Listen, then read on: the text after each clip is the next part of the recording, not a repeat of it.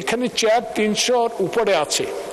চেয়ারগুলোর অবস্থা, আমরা যারা 16 বছর এখানে ম্যাক্সিমাম আর সহকর্মীরা পুলিশের দ্বারা নির্যাতিত, কারো কোমরে নাই, কারো হাতে ব্যথা, কারো পিঠে ব্যথা। এই চেয়ারগুলো বসা, পিছনে গ্যাপ প্রায় 3 ইঞ্চি। যখন এখানে বসা হয় তখন এই গ্যাপটা পূরণের একটা ব্যবস্থা গ্রহণ করা দরকার, কারণ এখানে অনেক ইয়াং এমপি আছেন যারাও বুঝতে পারেন না এখানে। আর সকল এমপিদের পক্ষ থেকে আপনার মাধ্যমে, আপনি একজন অত্যন্ত মেধাবী বাংলাদেশের যুদ্ধের একজন সৈনিক। আমরা যারা এখানে 248 জন, মনে হয় 2 জন অনুপস্থিত আছেন হাইকোর্টের রায়ের অপেক্ষায়। আশা করি অচিরে ওই 2 জনও আমাদের সাথে সম্পৃক্ত হবেন এই অধিবেশন। একটা বিষয় উল্লেখ করতে চাই, গত পরশু মাননীয় আমাদের অপোজিট সংসদ সদস্য মাথা নুয়ে আপনাকে বা এই সংসদে আপনার বিষয়ে সকল সংসদ সদস্যের মাথা নুয়ে একটা বিষয় উত্থাপন করেছেন। আপনি বলেছেন আপনি রুলস অফ প্রসিডিউর পড়ে এটা সিদ্ধান্ত দিবেন। এই বিষয়টা একটা সিদ্ধান্ত দেওয়া দরকার। পৃথিবীর অনেক পার্লামেন্টে যাওয়ার আমার সৌভাগ্য হয়েছে, আপনার সাথেও। তো সেখানে আমরা দেখেছি এই নিয়মটা আছে। সেই নিয়মটা কতদূর ইসলাম পরিপন্থী কিনা এবং আমাদের জাতীয় সংস্কৃতির বিষয়ে কোনো বাধা আছে কিনা, বিষয়ে আপনি সিদ্ধান্ত দেওয়ার মালিক।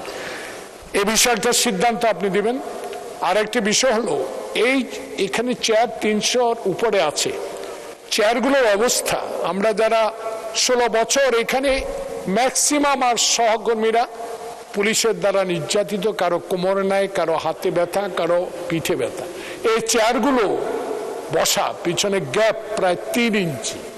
যখন এখানে বসা হয় তখন এই গ্যাপটা পূরণের একটা ব্যবস্থা গ্রহণ করা দরকার, কারণ এখানে অনেক ইয়াং এমপি আছেন যারাও বুঝতে পারেন না এখানে।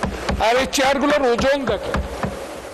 এটা করা হয়েছিল আমি জানি, আমি যখন 1991 সালে প্রথম মাননীয় দেশনেত্রী বেগম খালেদা জিয়ার শাসনামলে আপনার সাথে এমপি হয়েছিলাম। এই চেয়ারগুলোর সম্বন্ধে তখন স্পষ্ট করা হয়েছিল, রেকর্ড খুঁজলে আপনি পাবেন। তখন এই চেয়ারগুলো এত ওজন করা হয়েছে যেন তুলে নিক্ষেপ করা না হয়, সেই জন্য মনে হয় লোহার শিকড় দিয়ে ওইটা বাধা। যাক, সেটা ইতিহাস আমার চেয়ে আমার বিজ্ঞ স্পিকার মহোদয় আরো বেশি জানে। তো এই চেয়ারগুলো এত ওজন।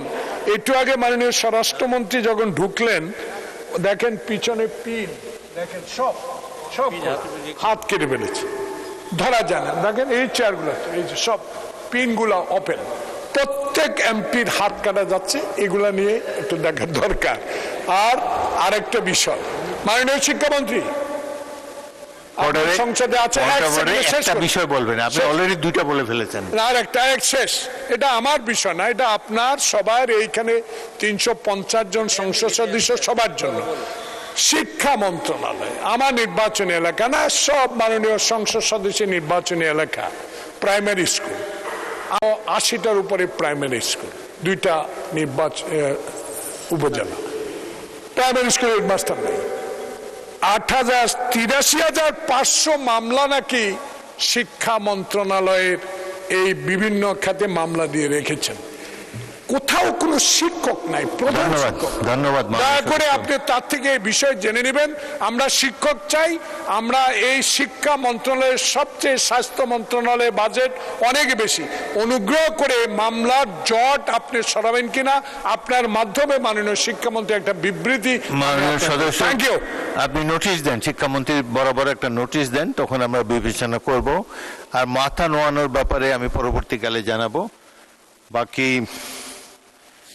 পয়েন্ট অফ অর্ডারে সাধারণত একটা বিষয় হয়, এবং তাও বাজেট সেশনে পয়েন্ট অফ অর্ডার অ্যালাউ করা হয় না। যাই হোক, তবুও আপনাদের একটু বিরতি দেওয়ার জন্যে, রিল্যাক্স করার জন্যে আমি এটি অ্যালাউ করেছি। পরবর্তীকালে মাথা নোয়ানোর ব্যাপারে পরে জানাবো।